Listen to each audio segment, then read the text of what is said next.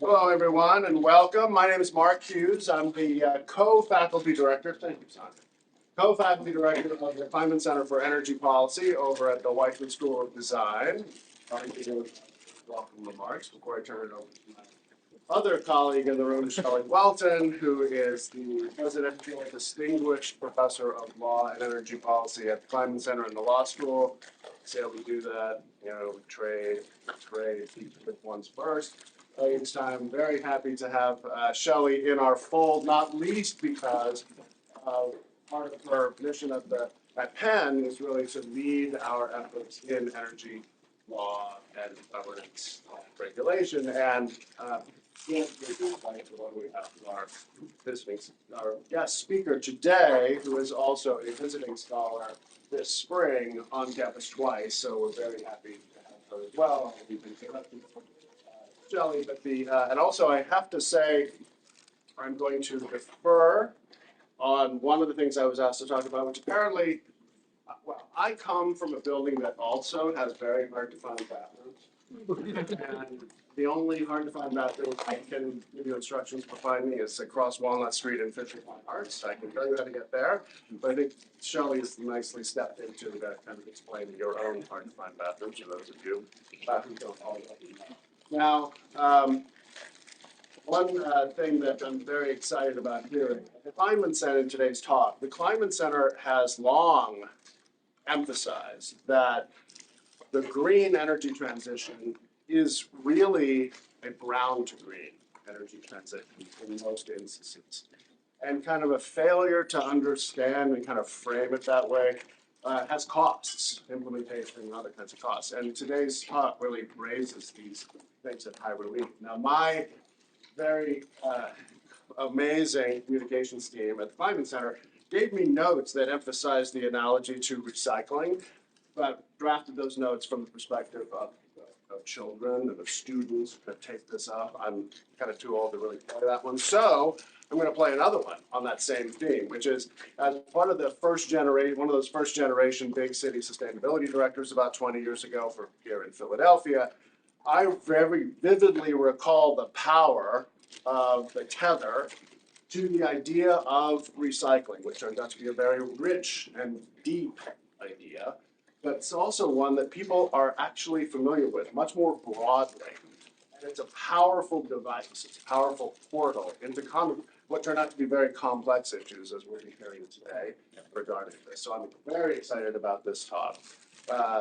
Alexander Klaus is a professor of law at the University of Michigan, as focuses on regulatory property law, but with a real intense focus on energy and environmental law. She's also a co-member of the Survivors Club of people who have taught over the years with her colleague at Michigan, Professor Jim Hines. We both had that wonderful experience of teaching with Jim. She'll be introduced by Shelley Welton, one of our three new faculty members, the faculty team that we built as a core policy faculty, energy policy faculty here at Penn. So really looking forward to this. Thank you, Alex, for being here. Thank you also for your earlier service in the Biden-Harris administration at DOE, doing that kind of inside game, outside game work that is the best way to transmit the best ideas to the most important moments. So thank you for that service as well. Shelley, I'll turn it over to you. Okay.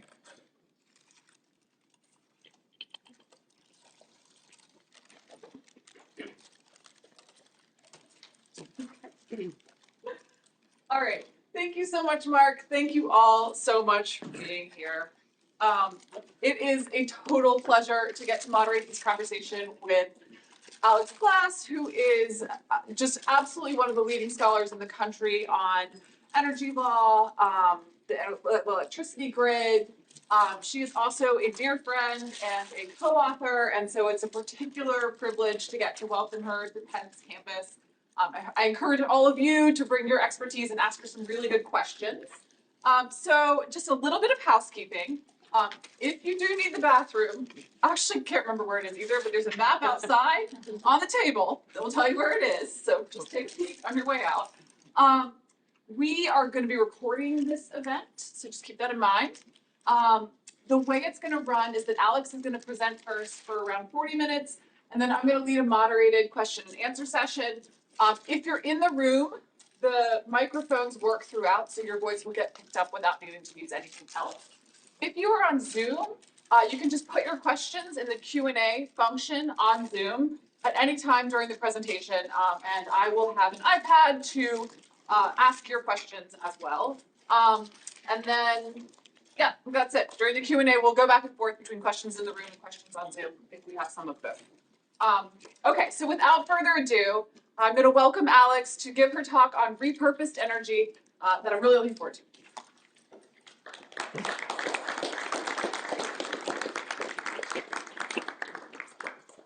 Thanks so much, Shelley. And I really want to thank the Kleinman Center for inviting me to be a visiting scholar this semester and for the opportunity to present this public lecture. This is a real pleasure. It's been wonderful already. I've only been on campus for a few hours, but it's been great to connect with scholars and others around the university. And I'm really looking forward to the next few days of discussing a range of energy law and policy topics. So the title of this talk is Repurposed Energy, and it's based on a forthcoming paper that I drafted with Professor Hannah Weisman at Penn State Law.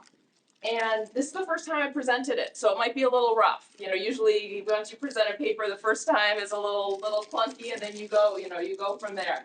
But I'm excited that I have this wonderful audience for the first time around. So the goal of the paper is really to create a policy framework, and we hope a new narrative around a category of wind and solar and potentially battery storage projects that we hope can break through some of the governance and political and procedural barriers that are slowing and stopping these projects around the country. We need a lot of new wind and solar energy projects to decarbonize our electricity system and to decarbonize our economy. But even people who support the clean energy transition and renewable energy in principle, they don't necessarily want those projects in their communities. So the technology exists, the funding is there. We have really good examples of the projects that we need all over the country, but we are just not building them at the scale that we need. So in this paper, which we think of as kind of a modest approach, instead of trying to create solutions for all wind and solar and storage projects, the paper looks at one category of projects, what we call repurposed energy. So projects that can be built on lands that are already distressed in one way or another. So examples, closed or abandoned coal mines, landfills, coal plant sites that are where the coal plants are retiring, marginal farmlands. So we want to cover projects in both rural areas as well as urban rustbelt areas where there is a lot of underutilized land. Many of these sites were used for fossil fuel extraction or combustion in the past, which means they often already had good electric transmission interconnections, access to roads, and the other kind of infrastructure that you need for these projects. So we think that if there is success with these projects, we then may be able to scale up these successes to a broader range of projects. So that's kind of the overall introduction. And now I'll begin and show you some slides and kind of take you through some of our arguments. I want to really start with, I recognize we have an audience kind of from all around campus and community, so I'm going to spend a little bit of time just going through what our current energy landscape is. This will be a review for some of you, it might be new for others. And with the idea of sort of setting where we are now to give you a better sense of where we need to go and why it's a pretty big lift and we need to be thinking of sort of new ideas to get us there. So this chart really shows all US energy consumption as of 2022. So this is sort of snapshot where we are now in terms of what energy resources that we use. And because this is all energy, not just electricity, that means transportation energy is a big piece of this, and this is why petroleum is the biggest piece of this pie here. And then of course we have natural gas not far behind. We have renewable energy broken out into, biofuels, ethanol that's used in the transportation system, and then most of the rest of our renewable energy resources used in the electricity system. We've got coal that's down to 10% in terms of all energy use, and nuclear power at 8%. So that's where we are today. That's not where we always have been. This one, I love this graph, even though it only goes to 2019, because it really provides kind of a history of the United States. So, back in 1776, we used renewable energy. It was not wind and solar, but as most of you know, it was wood, right? We burned wood for just about everything. And in 1776, we didn't use that much energy because there weren't that many people here, right? Then, of course, we have the Industrial Revolution coming in, and all of a sudden coal comes onto the scene. Then, right around early 1900s, what happens? We all start driving cars. So now petroleum quickly becomes our biggest energy resource. Natural gas comes on the scene a little bit later because in Pennsylvania, you could use natural gas in the late 1800s, early 1900s because you had it right here. But we didn't develop the pipelines we needed to transport it across the country until a little bit later into the 1900s. Once we could transport natural gas, then that becomes a much bigger part, at least of the heating system early on. Nuclear, of course, after World War II, nuclear becomes commercialized, and then nuclear is on the scene.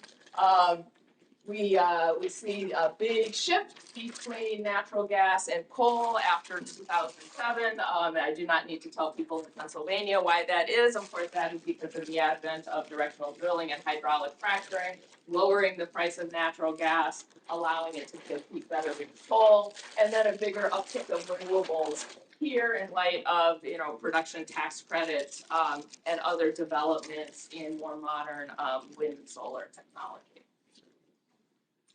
This graph shows mostly the same thing and goes out to 2022. This is a more recent one from EIA and once again shows how our energy resources have changed over time and really highlights kind of the fossil fuel share versus the non-fossil fuel share, so thus including nuclear. And still, when we're talking about all energy, we are very heavily dependent on fossil fuels even today. This does it in terms of percentages, but really shows the same data in terms of the real focus on wood back then, and now a real mix petroleum, natural gas, lower on coal, an increasing share of renewables, but you can still see it's quite small, right? So now I'm going to move just to electricity because really the focus of this paper is on the electricity sector. So once we're focusing just on electricity, petroleum drops out, right? Because we're not looking at the transportation sector anymore. And we use as you can see, the black line at the bottom, we use very little petroleum to generate electricity, really only in places like Hawaii, Alaska, places that don't have other energy resources available. You only want to use oil if you have to, right? Because it's expensive and it's dirty. So coal was our dominant electricity resource for a long time. Only because of the increase of natural gas and the more recent increase in renewables is it now really declining a lot, but we still use it, and of course it's been replaced as natural gas as our dominant fuel to generate electricity. This shows going out to 2022 and really shows the same information. And of course, in all of these graphs, you may have noticed there's this big dip in all the energy resources in 2020, and that of course is due to the pandemic, where we just use less energy resources in the transportation sector and elsewhere. So in all of these visuals, you see that 2020 dip. There's earlier dips for recessions and those sorts of things as well. This one looks just at renewable energy resources over time, and you can see that hydroelectric was really our main renewable energy resource for a very long time. And now it's, we're not building a lot of new hydro in the US. So that has been pretty flat as first wind and now solar has really come on the scene. This shows percentages, and again, shows these trends over time, with coal-fired generation going down, natural gas going up, zero carbon generation, so that's renewables plus nuclear, going up, as well, and petroleum going down. And then this is just looking at zero carbon generation, by source, and this is looking at percentages. So the amount of nuclear has been pretty steady, but the percentage has gone down in terms of our use as wind and solar has increased, and you see kind of the same slight downward trend for hydro electricity. Geothermal energy is one we could use a lot more of, and there's actually a lot of exciting developments going on with geothermal technologies to bring the cost down. Both sort of lower level ones and deeper geothermal. The latter mostly in the West, but you may have seen the article, I think it was in the New York Times a couple weeks ago about college campuses creating kind of new geothermal heating sources and more more exciting district energy sources. So that's right now in the other renewables category and may increase in the future. And then here we have just a snapshot in time for our electricity generation for 2022. Once again, we're making progress on renewables, a lot more than we had before, but we are still very, very dependent on fossil fuels to power the electricity system and our economy. But we've got federal and state clean energy goals where we are trying to change that. So the reason that I took you through those is to say, here's where we are now. There are a lot of goals to really accelerate our clean energy, our zero carbon energy in the US. And so a big question is, well, how are we gonna get there? So, the Biden administration has some aggressive goals that it laid out early in the administration. Reducing US emissions 50% from 2005 levels by 2030. 100% carbon-free electricity by 2035. That's the one I'm going to be focusing on most today. And then net zero emissions across the entire economy by 2050. In terms of specific energy resources, there's a goal of 30 gigawatts of offshore wind by 2030. We got a long way to go on that, but once projects start coming online, hopefully that will increase more dramatically. And then because the federal government is in charge of all of the permitting and approvals for offshore wind in the outer continental shelf, and also wind and solar and geothermal energy that's on federal public lands, there's also a goal, both in statute and by the administration, for 25 gigawatts of wind, solar, and geothermal energy by 2025. That's coming up. We're not there yet, but the administration is trying to streamline a lot of those larger wind and solar projects on public lands.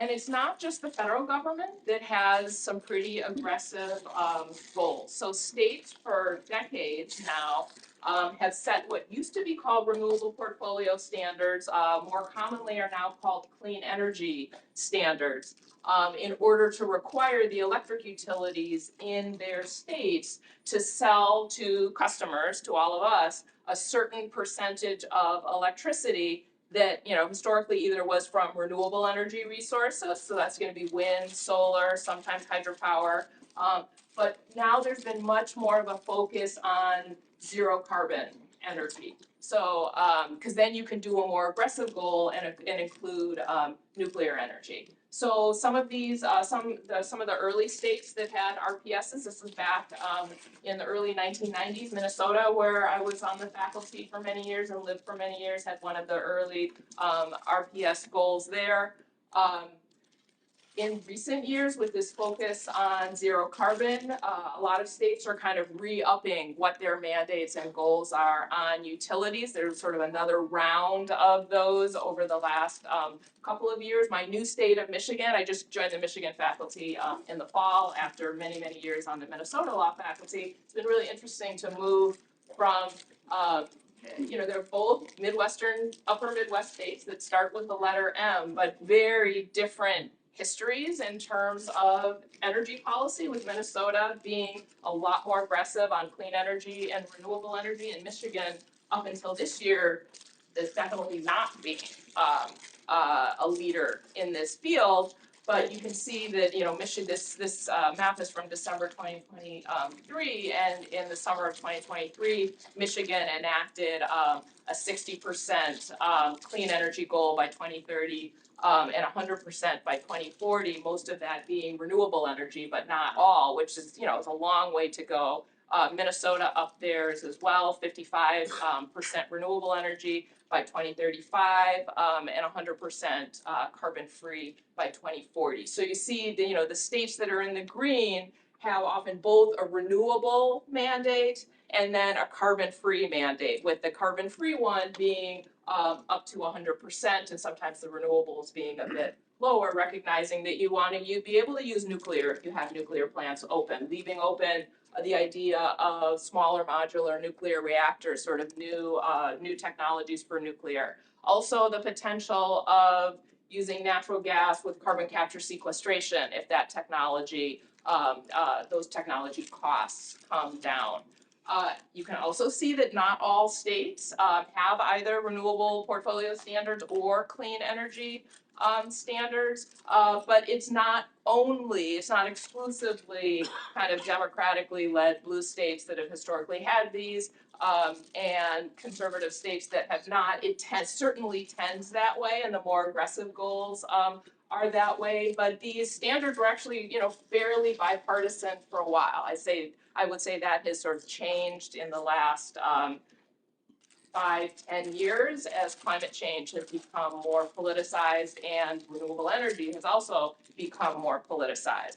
But you can see that these numbers and the Biden administration numbers are a really aggressive change from what our status quo is.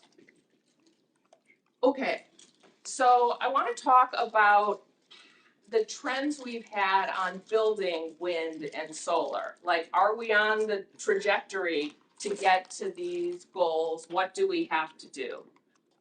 So pictures of some wind turbines. As some of you have seen this map before, this shows where our good wind energy resources are in the United States. They are not distributed evenly across the country. And basically the good wind energy is where it is purple and red and orange.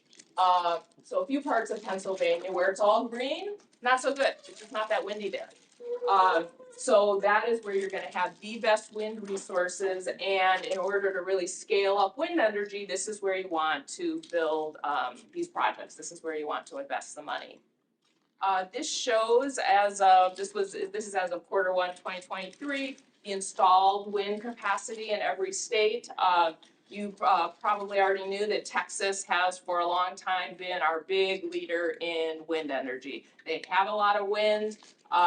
They've got both population centers and great wind energy resources all within one state. They built a transmission grid to support that.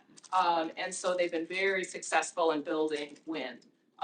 Other states like Iowa have always been leaders in wind energy. And then you have some other states around like Kansas and Oklahoma that didn't build wind for a long time, but have because the conditions are so good, have recently become leaders in that area. This is the wind that we could build if we really built out in these states. And you see that it really follows the map that I showed you before as to where the good wind resources are. Texas could build even more, but they're certainly on their way to doing that. But you can see that there's a bunch of states that are shown in sort of dark blue here, like Nebraska and Kansas and South Dakota, that are not living up to their potential right now. But there's the opportunity, there's the land available, there's the wind resources available to do that. All right, let's move to solar.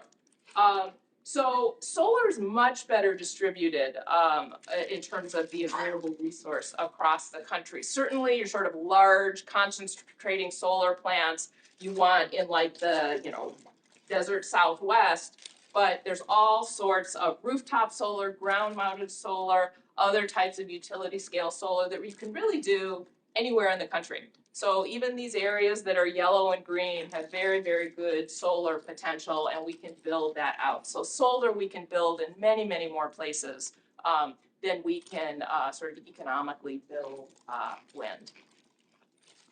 So this shows cumulative US solar installations starting back from 2010, and it divides it up into the sort of different types of solar that we build in this country. So we've got residential rooftop solar in the dark blue. We've got commercial solar, so on the roofs of Walmart and IKEA. We've got community solar, which tends to be built in states that have community solar policies. Minnesota is one of those states, Massachusetts is another. Utility scale solar are the larger ones that are either built by utilities or built by power producers to sell to utilities. And then we've got the utility CSP ones. Those are the ones that I said, like if you're flying to San Diego and like soon before if you land in San Diego, before about 30 minutes before that, you can see some of those plants out in the desert. You're not going to be building them around here or in Minnesota or in Michigan.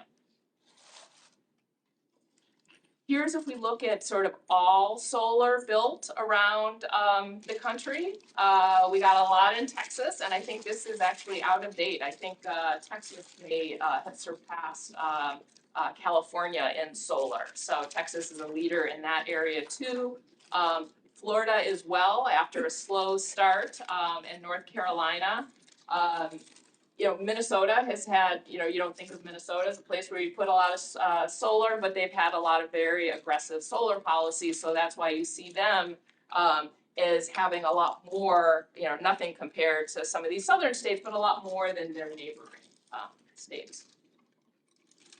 This is looking at distributed solar, so this is going to be more rooftop solar. So it shows you that in some places there's a lot of rooftop solar, like in California, right? And also in Massachusetts. And this is relative to the state population. This is not actual amount, because obviously Massachusetts otherwise would not be so high. It's pretty low in Florida. Most of the solar in Florida is utility scale solar, and that's for lots of different policy reasons. And this is looking at community solar. As I said, that's where you have community solar in states that have specific programs that require the utilities to allow for community solars. And community solar, for those of you who don't know, allows people who are renters or are living somewhere where you can't actually have solar where you live to subscribe to a community solar facility, and you get the economic benefits of having solar. And then so it promotes solar in different places and allows a much larger span of renters and people in multifamily housing to be able to take advantage of solar. Massachusetts has an early policy, and Minnesota did too. And this shows the sort of growth over time. And this is actually showing offshore wind, onshore wind, solar, energy storage, and then the line is the total. So we're making progress, right? Every year we add more of this. But it's slow, and it's too slow. So the question for our paper is sort of what's needed next, and how can we make that happen, at least with this category of repurposed energy project. So the National Renewable Energy Lab put out a report last year that says, okay, we've got this Biden administration, 100% clean energy by 2035, and we have a lot of states that want that as well. How much do we actually need to build? Now, obviously, they needed to do a lot of different scenarios, because are you assuming that there's going to be a big growth in electric transmission that you need? Are you assuming that you can build carbon capture sequestration, in which case you could have some fossil fuels? Because remember, this is not 100% renewable energy. This is 100% clean energy, and they're defining that as zero carbon. But then they look at, okay, a lot of this is going to be wind and solar, because the economics show in order to get anywhere near that, the growth has to be in the wind and solar area. We're not building a lot of new nuclear in this country. and we're not building a lot of new hydro. So they estimate 4 times the current deployment rates of wind and solar. So if we go back to this has to be times 4. That's a lot, right? We also need continued growth of energy storage, so we can have these variable resources in the electricity grid. You know, a nuclear plant, once you turn it on, it's on all the time, except when it goes, you know, it needs to have some maintenance. Same really with a natural gas plant.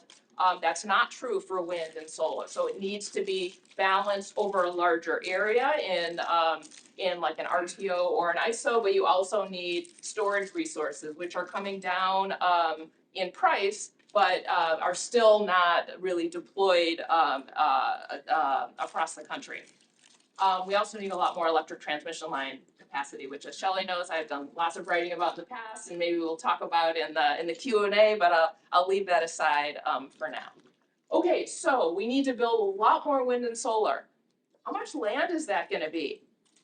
A lot, but maybe not as much as you might think. So they divide it up into direct impacts and indirect impacts.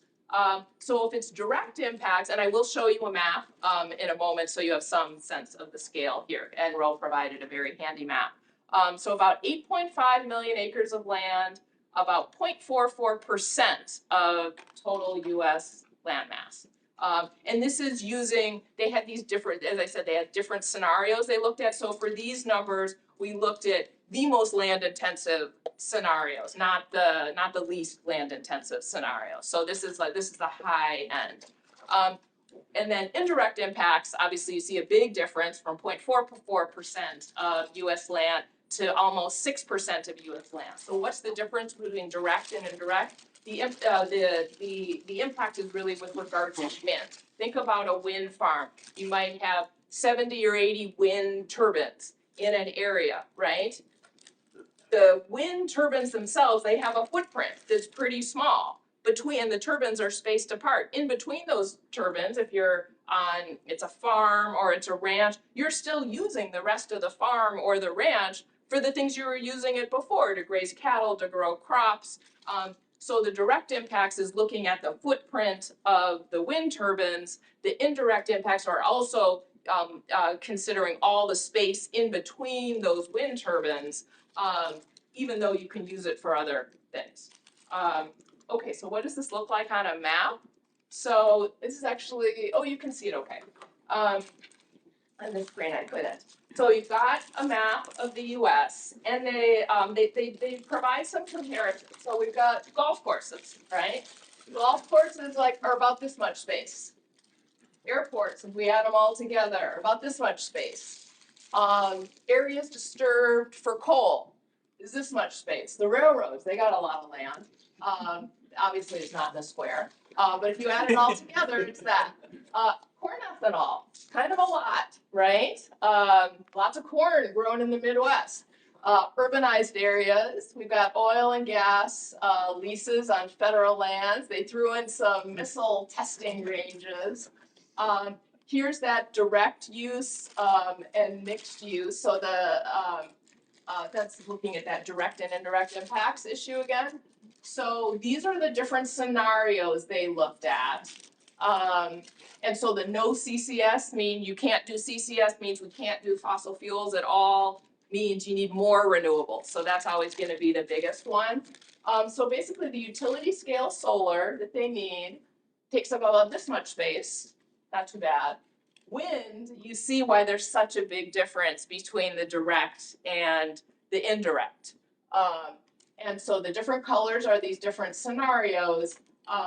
But again, if you're just looking at the direct impacts, it's not really that much land. It's a lot more land than we use for renewables now, but it's not crazy, because you will hear people say you need the entire state of Texas, or you need Texas plus some other states. Depends what your assumptions are and what data you are using.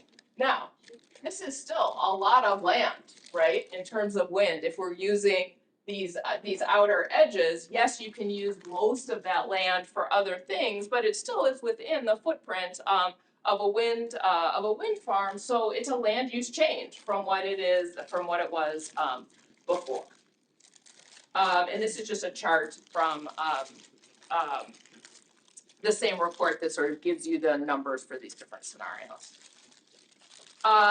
This is just another slide that shows you what some of the assumptions in the analyses were in that study. So we have these four main 100% clean electricity scenarios. They concluded that in all the scenarios, the benefits in terms of air pollution, health, other sorts of things exceeded the costs.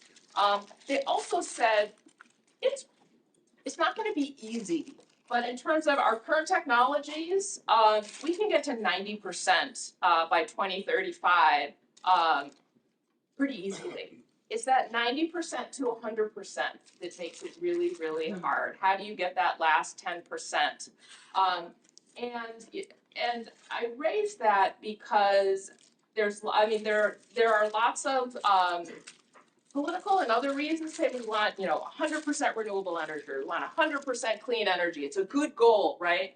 But I do think I hate for that to get in the way of making serious progress, moving to whether it's 80% or 90%, and figuring out the rest. You don't want the perfect to be the enemy of the good. And I think this 90%, 100%.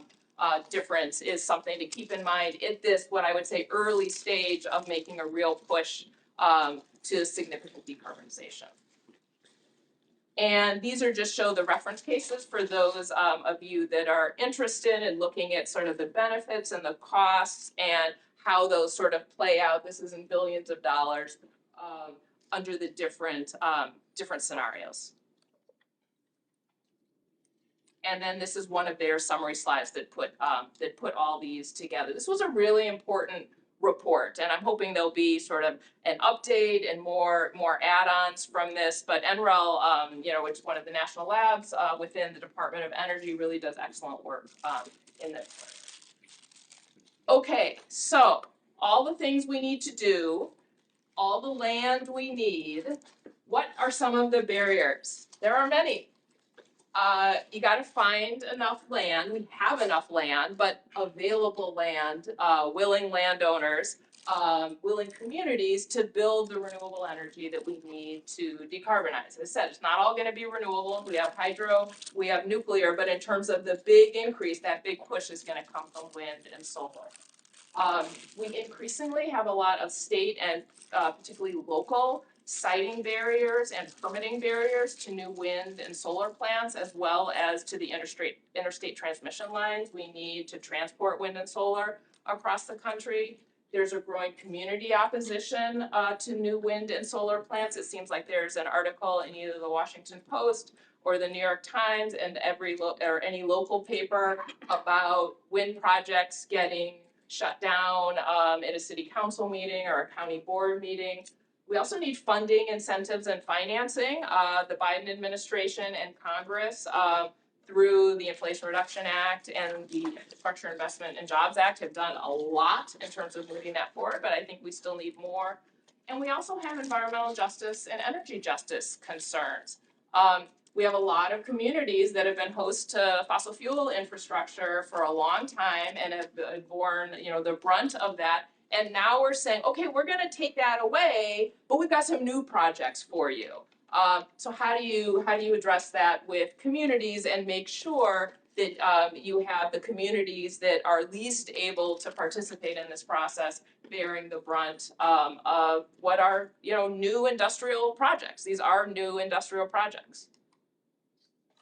So in the paper, we try to categorize some of the barriers to the clean energy build out. So some of these are like political economic barriers. We've got politics, we've got distrust of the benefits, there's impacts on open space and aesthetics. So that is a barrier to building these projects. We also have governance challenges. So we have oftentimes local siting authority, it's local governments that have control over pretty large projects that you would say have a statewide impact or a regional impact. You have a mismatch of the permitting authority with the scale of the project. In the electric transmission line context, you have it at a different level. You have states in charge of interstate electric transmission lines as they run through their states, rather than the federal government, even though these are projects that are multi-state in scope. But when we're talking about wind and solar, the issue is often you have local siting authority that is shutting down projects that are not allowing states to meet their goals. There's a lot, you hear a lot more these days about we have too much process, too much proceduralism. Ezra Klein in the New York Times has been kind of on the warpath about this. My colleague Nick Bagley at Michigan Law School has also written a lot about this. Ezra Klein did an interview with him, and they sort of talked about how liberals have sort of hobbled government with with the National Environmental Policy Act and all of the procedural requirements. I don't actually agree with the extent to which they go, but I will say that there's a lot of permitting requirements, there's a lot of process that allows the approval of these projects to get delayed, to break down. So you have the sort of not in my backyard approach to this, and there's a lot of laws that people can take advantage of to slow and stop projects. There's now a counter movement, the YIMBY movement, the yes in my backyard movement, and we'll see how that plays out. And this is not just in the energy realm, this is in the certainly in urban areas, the inability to build any housing, to build affordable housing, transportation, why do we not have good trains in this country, those sorts of things all play into this. So it's not just energy, but energy infrastructure is a big piece of this as well. And then there's the environmental and energy justice concerns that I mentioned before. So we look at that, and these are some of the headlines that I've just seen recently on these in Michigan, in the Atlantic, Energy Wire. So as I said, you can find a headline like this just about every day. USA Today actually just did a nice series of a couple of articles on this. Okay, so now we come to some potential solutions. This idea of repurposed energy. As I mentioned in my introduction, closed coal mines, coal plants, landfills, industrial property, other lands that we refer to as brownfields that have some contamination. They're not massive Superfund sites, but they have enough contamination on them that developers are worried about CERCLA or Superfund liability, and they'd rather build elsewhere. Focusing on these types of lands this falls into our definition of repurposed energy. And there are starting to be projects on these lands in terms of new clean energy projects. Amazon just announced its first brownfield renewable energy project on an abandoned coal mine in Minnesota. Xcel Energy, the largest utility, is closing the largest coal plant in the state over a period of years. It's the largest CO2 emitter in the state, and they're building a lot of solar plus battery storage on that site. And they have all the interconnections to the grid there from the coal plant. So they don't have to wait in any interconnection queues. They own that transmission line and can immediately plug into the MISO regional grid. The EPA has been working on some of these issues for a long time. They've had their Repowering America's Lands programs to try to build solar on landfills and on brownfields, and states have gotten into it as well. But as it becomes more difficult to find good sites, you see larger developers starting at least to focus in on what we call repurposed energy. And I'm just showing a few slides here to show how you can have sort of multi-use, certainly with solar and also with wind. Lots of pictures of animals. And so here's some wind farms. This is in Buffalo, New York, on an old steel plant. And solar has more potential here because you can build solar just about everywhere. And so this is looking at solar projects. The bottom one is a landfill in New Jersey. There's one in Atlanta, Georgia. So more and more solar projects being built on repurposed energy sites. And then here's how you can continue to use all the space within the wind turbines. Okay, so your question probably was, okay, well, that sounds great to not use sort of greenfield sites, but is there enough land? Is there enough land available for this? So there are some studies that show about 11% of US land is, and these researchers define them as marginal lands. And the marginal lands definition has a lot of overlap with how I defined repurposed energy. Marginal farmlands, brownfield sites, landfills, closed coal mines, those sorts of things. They also include some like highway right-of-ways areas that we don't include in ours. Mapping of these lands is becoming more and more available, and there's a lot of benefits to focusing in on repurposed energy sites. It avoids using sensitive environmental areas, aesthetically beneficial lands. It allows urban lands and sort of rustbelt areas to be more part of the solution. I think part of the problem is people in rural communities say, yeah, renewable energy is great, clean energy is great. We might believe in climate change, but why is it all on our land, right? Why is it all rural areas? In part because that is where it's most appropriate to build because you have that space. But by this definition of repurposed energy, you can focus in more on industrial properties and places in more urban areas and have more of a balance. And again, this idea of have really good infrastructure in these sites that might not exist in some rural areas. So what's in it for communities? Why should communities go along with this? There are a lot of financial benefits. There's taxes and lease payments. Sometimes you can directly provide that new clean electricity to communities. New York has a requirement that if it's in a project in a community has to provide some of that funding goes directly to reduce electricity bills. So if you can have the projects have a direct benefit from communities, there can be more acceptance of that. Michigan just passed a new law that new renewable energy developers have to enter into community benefit agreements. Lots of things go into that community benefits agreement, but one of them is a $2,000 per megawatt of capacity of the project goes to the local government, and it's for fire and police and other sorts of municipal infrastructure and support.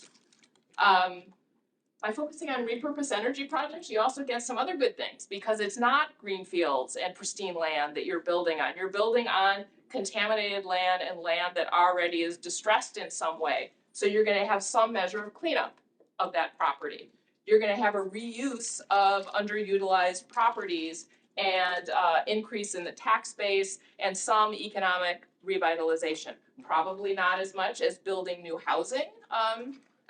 But it's certainly better than vacant lots.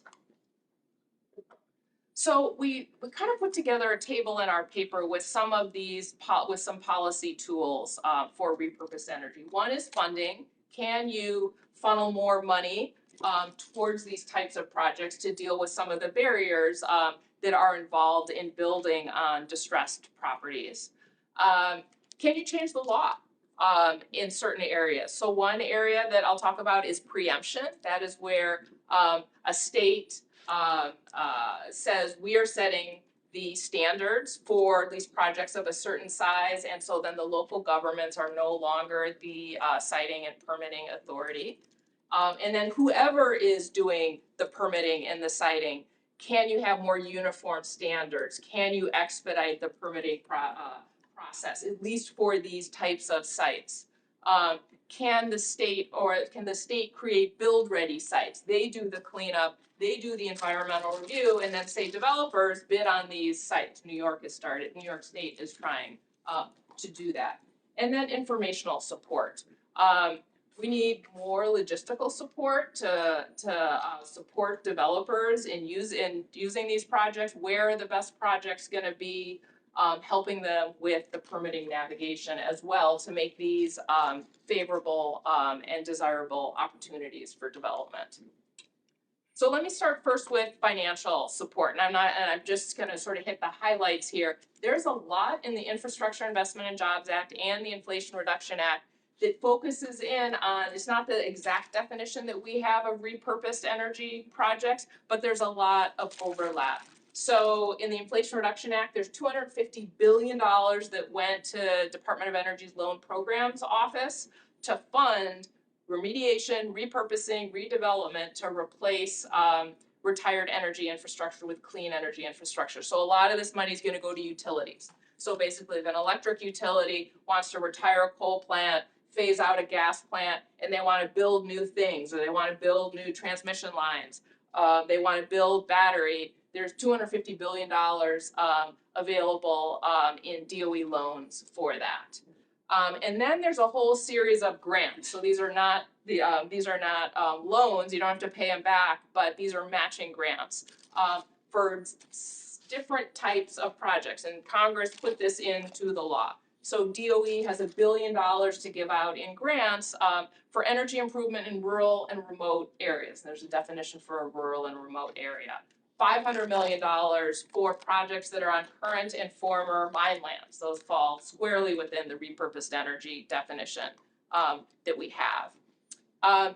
There's an enhanced tax credit for clean energy projects, and there's a bonus that you layer on top of the existing tax credit if you build the project in what's known as an energy community. And that's defined as a coal plant that's closed after a particular date and time, a coal mine that's closed after a particular date and time, or there's a percentage of employment in the community that's tied to fossil fuels. EPA was given a $27 billion for their greenhouse gas reduction grant program. So this goes to states and tribes and cities to reduce greenhouse gas emissions. It's not a repurposed energy type project, but it's a big solar, lots of money for solar. And so we think a lot of that money could be targeted for repurposed energy projects. And then the USDA as well. So they were given $10 billion for grants going to rural electric cooperatives for renewable energy and energy efficiency programs. And of course, that's operating in a lot of rural areas as well. And so there's money there that could go to repurposed energy projects. We also think enhancing state brownfield programs are important as well. So many of you are familiar with CERCLA, the Federal Superfund Law, that made it, that cleaned up a whole lot of properties and created a very strict liability scheme for any party that had anything to do with contaminated property. But that is what led in part to our brownfield problem, or at least exacerbated an existing problem of brownfields, which are just lands that development is hindered by the presence or the perceived presence of contamination. So states responded to that in the 1990s and created voluntary cleanup programs, other brownfield programs to sort of help steer development of contaminated property, provided liability protection through these programs, and some of them were very successful. I worked with the Minnesota program when I was in private practice, and a lot of land got redeveloped through the Minnesota program. Many states have these programs. What we think should happen is these programs should have a real focus on building energy on brownfields projects, on repurposed energy. And so they could really target clean energy development more than they do. A few states do. We give some examples up here, procurement preferences, financial incentives, but we think that could be expanded on, particularly with all this new money in the Inflation Reduction Act and the Infrastructure Investment and Jobs Act. Siting reform. Many states have had statewide siting for renewable projects and other energy generation projects over a certain size. Minnesota falls into that category. Other states, though, typically had that be, at least for wind and solar, at the local level. So in Michigan, townships are the siting authority. And so it's individual townships, and there are many, many townships that had all the authority, and that was true for fossil plants and for renewable energy plants. But states are realizing that they cannot meet their renewable energy goals if local governments, as they are increasingly doing, are continuing to create moratoria, block these projects. So several states have now created statewide siting authority to meet new clean energy targets. Michigan just did this, Illinois did this, Maryland, California, New York. So if it's a wind project or a solar project is over a certain size, the local government is not the siting authority, or they don't have veto power. It's a state agency that does this. This is a big political and cultural shift in some of these states. As I said, Minnesota has always had statewide siting authority. It's not particularly controversial. Michigan, there is going to be a referendum on the ballot in November to overturn the new law that Michigan passed. So apparently I'll be voting on whether there should continue to be state siting authority, or whether that law will even go into effect in the first place. As you might imagine, local governments and communities are not happy, particularly in rural areas, with state preemption. I think state preemption can be helpful when you have when you have a lot of opposition to wind and solar projects. So one of the things that we talk about in this paper is, well, okay, if a particular state, its statewide siting authority is just not going to happen because there's too much political opposition, maybe you do it just for repurposed energy projects. You do it as a pilot, you do it as an experiment, and see if with the idea that you're going to have potentially less opposition to those particular projects. So that's one of our reform proposals. So some nice examples here. A lot of them are from New York, actually, which is really trying to meet its renewable energy goals and is, facing the same problems that other states are having with local opposition to projects. So they're creating some expedited permitting processes, and they're doing it for repurposed energy sites. There's lots of ways that you can streamline these types of permitting processes, these build-ready sites. Local governments can do this as well. And then we have a section of the paper that talks about informational support and planning tools. I list out some of the existing mapping tools that exist. Pennsylvania, Kentucky, Colorado, Wyoming have also done some mapping, particularly for mine lands. Basically making it easier for energy developers to find these lands, know what's out there, and not just default to trying to go to greenfield spaces. And then environmental justice. How do you work with communities to identify available land that's in need of cleanup or redevelopment to really make the community part of that development? I'm actually I'm excited to maybe talk to Sonia later about the work that she's done in the energy justice space to see if I can get even sort of more ideas for some of this.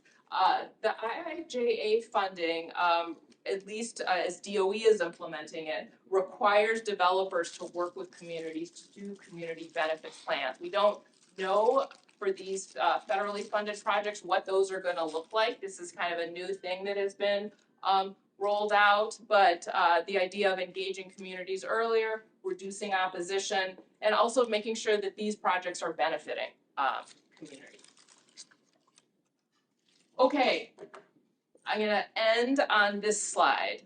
The other thing we are hoping to do in this paper is sort of start a conversation about building new narratives around clean energy in general and repurposed energy in particular. I worry sometimes that oftentimes the message in the climate change movement is we're all going to die tomorrow, it's all doom and gloom, so we have to build renewable energy because there's no other alternative. That message can work to energize some members of society, but it also can cause others to just go hide in a cave and say, well, there's nothing I can do anyway, we're all going to die in 10 years, and so that's the end of that. I think we need just new narratives and excitement and hope around these new technologies.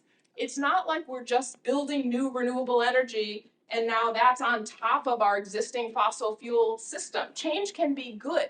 Change is not only scary and is not only bad. We're going to be getting rid of fossil fuels. We're going to be building new projects and have new and have new exciting things happening.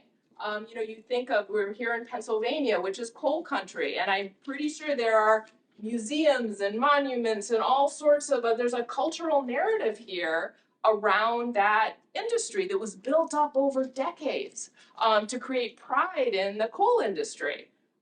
And I think the renewable energy, clean energy can do the same thing they haven't done yet. We don't have a narrative or a culture around clean energy. And so I think we can build that. Museums and learning centers, letting people have tours of projects. So that's clean energy in general. And then I think we can do something more specific for repurposed energy projects. And really, because you have a more direct connection between getting rid of an existing harm and building something new there that's positive. So I think I'll end there, and I'm excited to have a conversation with Shelley and then all the rest of you.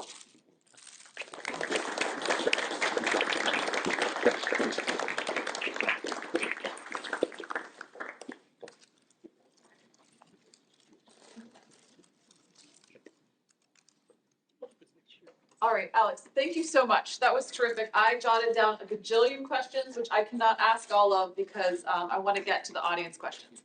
But I'm going to take moderator's prerogative and ask just a couple while you all are coming up with what you want to press Alex on. So I thought I would start. I really like the way that you described at the end this vision of a narrative of repurposed energy that like actually brings hope to communities. And I think you do a really nice job, both in the paper and in your talk, of highlighting some ways in which this can be good for communities. I wanted to press you on one piece of this justice angle that I didn't see in the paper that I think is a tricky one, right? And that's the labor angle, right? Because one of the things about replacing coal and gas with renewables is that the jobs aren't equal quality. They're not equal pay, they're more transient.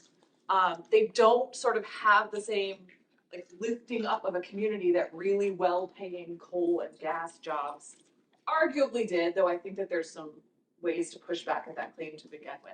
And so I wonder, like, how do you see repurposed energy tying to questions about labor in the transition? And I know the Inflation Reduction Act does some things to try to also raise labor standards in renewable energy. Like, do you think that's enough, and how do these fit together? So I think it's really important that the Inflation Reduction Act and the IIJA have a big labor piece, I mean, now basically you get the developers are gonna get, it's much more lucrative for developers if they are doing the manufacturing and doing the processing and everything going into the project is made in the US, right? So you're not just importing. So you don't have the same type of long-term high-paying jobs in like operating the facilities, that's for sure. There's no, even trade-off there. You have it earlier on, potentially, once you build these new plants and all the manufacturing, even potentially if you do some of the domestic mining, right, associated with that. So I think you have it there. But it's not a one-for-one. It's not like the clean energy transition is going to bring jobs that are going to replace the jobs that, for the most part, have been gone for a long time. So I would agree with you. I mean, it's not, you can't make, I don't think, right now it's difficult to make that argument. So then the question is, are the revenues that are coming not from labor, but are the revenues enough to make up for that? I think in rural areas, you can often make that argument. I mean, the reason why some of these projects are tearing communities apart is you have a landowner and they're like, we can't make a go at farming anymore. We're going to need to sell our farm. And then a solar developer comes to them and says, hey, we can put solar on the parts of your farm that, is not the prime farmland part. And here's the revenue, the lease payments that are gonna come to you, and these are not one-time payments, these are annual payments. And this has just changed their life. They can keep the farm, they can keep it in the community. Then, of course, they go to the township board to try to get it approved, and the community around them says, well, we don't wanna look at the solar panels on your land. New township board gets voted in, all of a sudden there's a moratorium on solar. But the reason why you are having these debates in local communities is because you have landowners who want this, and they want it for the financial benefits. So I think in rural areas, I think you can make that argument. The revenues are coming from elsewhere. It's like growing another crop, right? There's a reason you call it a solar farm. I think in more urban Rust Belt areas, I think it's harder to make that argument unless you can really amp up the community benefit piece of it. But it's not going to be necessarily through jobs. And the question is, can you get the benefits and the revenues, whether they be reduced electricity bills, tax revenues for the whole community, and then invest that in other things that provides some of the labor piece. Yeah, that's great. One of the things that we didn't say about Alex in the introduction is that in addition to being an excellent law professor, she also recently came up with a stint in the Department of Energy. So I thought we might take advantage of that expertise and talk just a little bit about what your experience was like in the role of trying to implement this vast new world of incentives at DOE, and what you see as like some of the hardest things about DOE's job, but also some of the potential that exists in this like new task that's being made for the agency. Yeah, so it was a really exciting place to be I was there for about a year and a half. And so I was in the general counsel's office, so I was a deputy general counsel. And my portfolio was the energy efficiency, the appliance energy efficiency rules that come out of DOE. So all the appliances that we use in computers and refrigerators and washers and dryers, and no DOE officials are not gonna come and rip the gas stove out of your home, even if you have been told that on the news.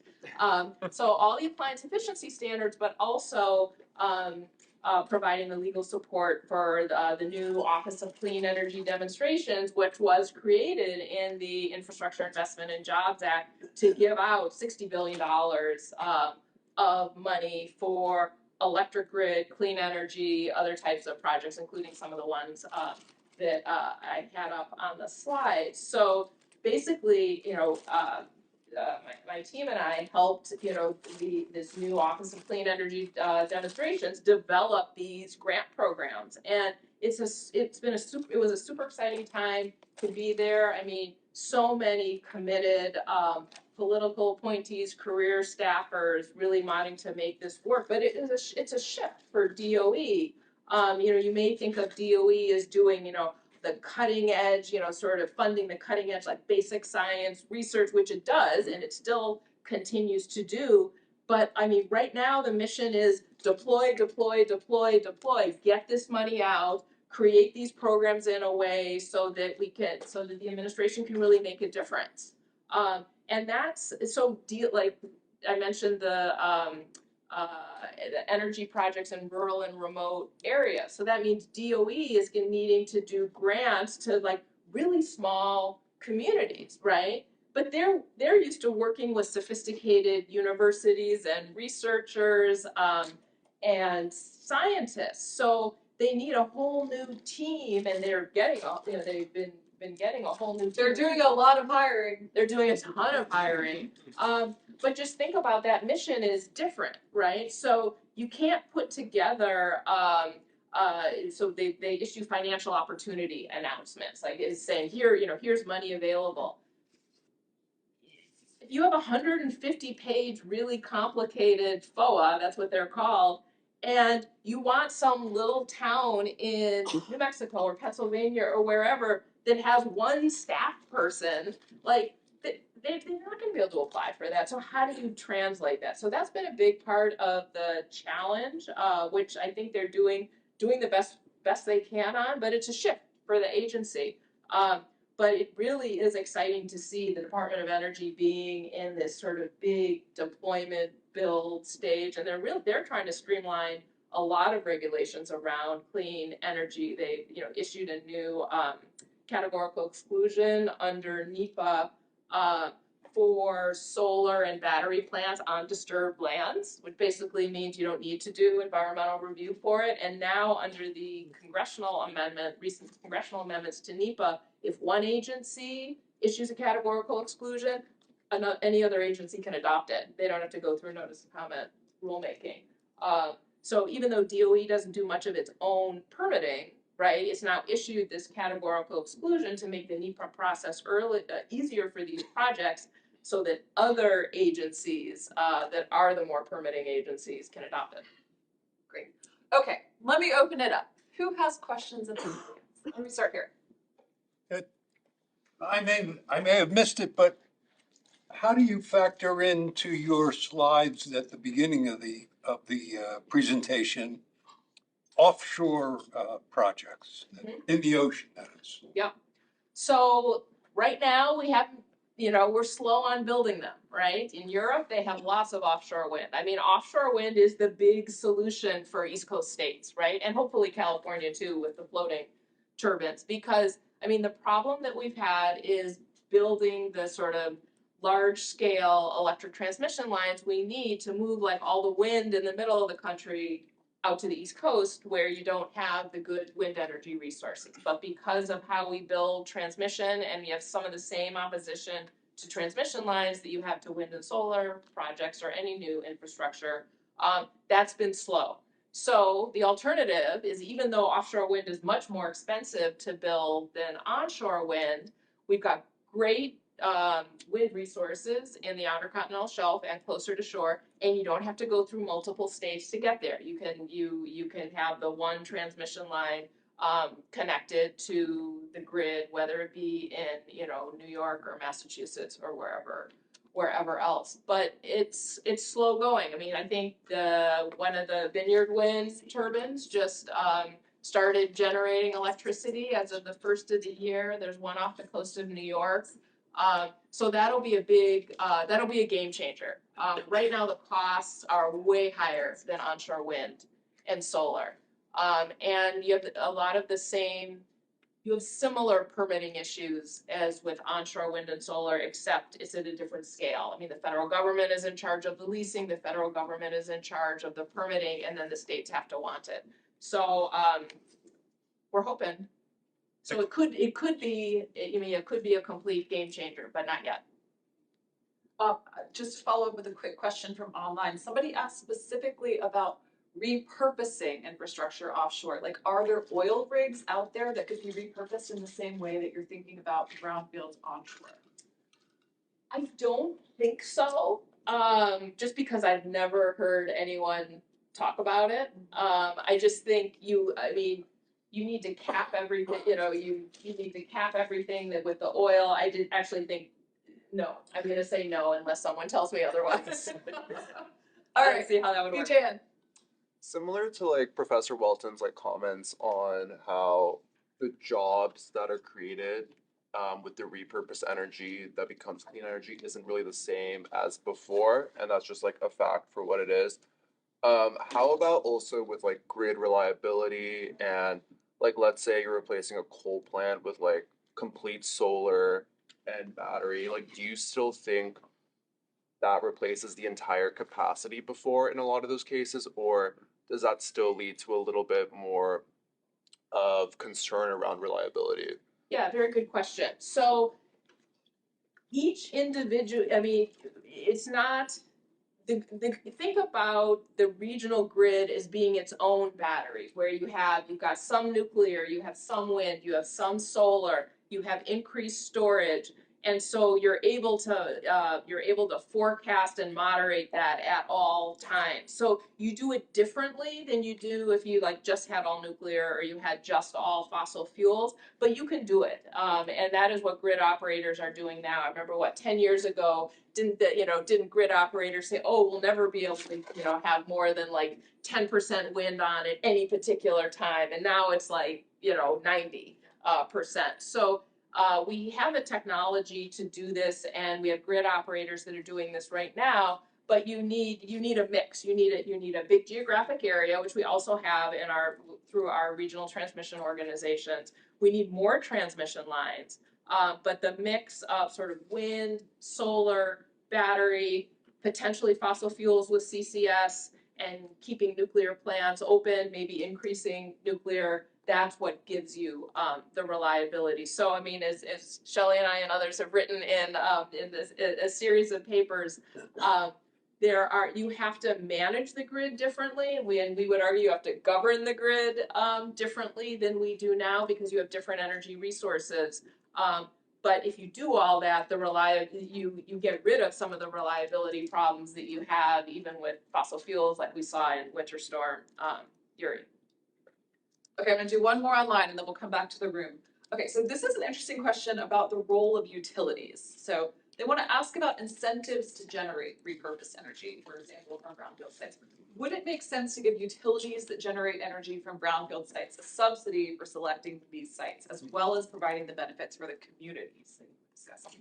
Yeah, well, I mean, some of what is targeted in the Inflation Reduction Act and in the Infrastructure Investment and Jobs Act is basically doing that, right? I mean, so we are all paying through these additional enhanced tax subsidies, like the energy communities one. Basically, I mean, sometimes it is non-utilities that are building these projects, but also it's utilities that are building these projects as well. So like utilities make more money if they build clean energy themselves rather than just buy it, right? Because if they buy it, it's just an operating expense. If they build a project themselves, then they get a rate of return on that. So now utilities are in the business of wanting themselves to build wind and solar projects.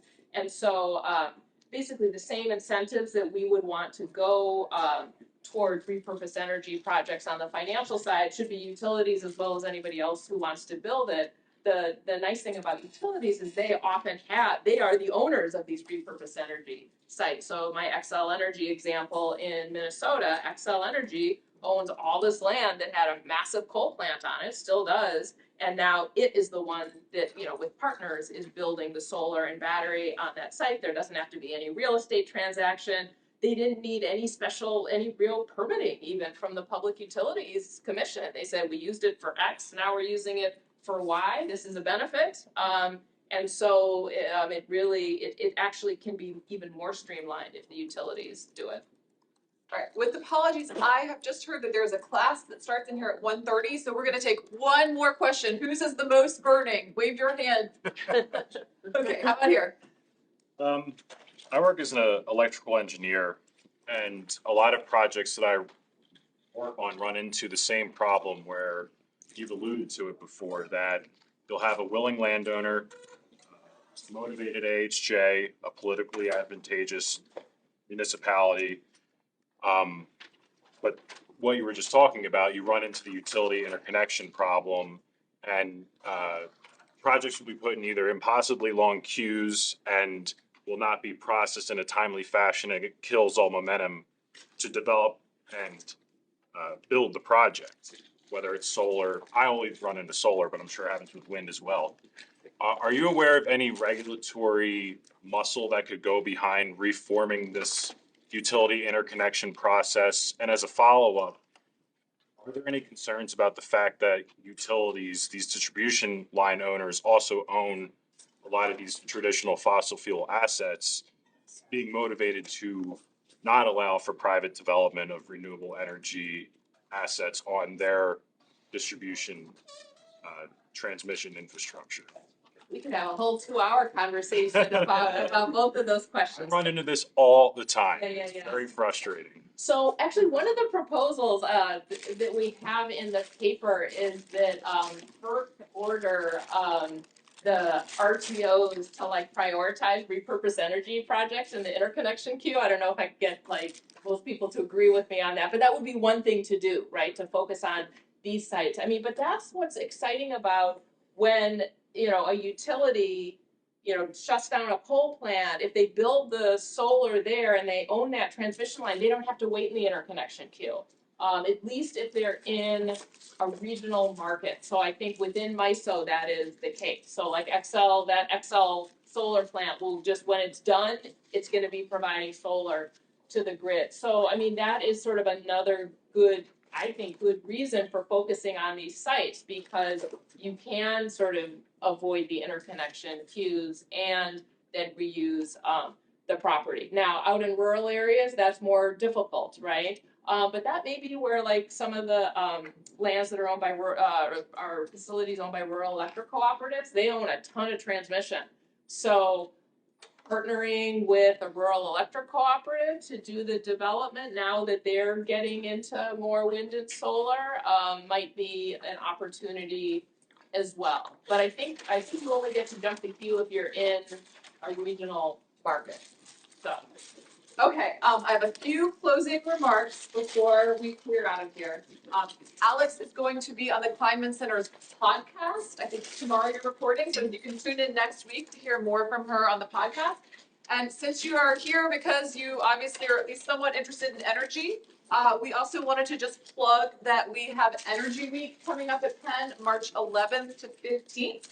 Dozens of energy-related events going on around campus, including a conversation with Rhode Island Senator Whitehouse. So if you are interested in those events, check them out at energyweek.upenn.edu. Okay, join me in thanking Alex, and thank you all for being here.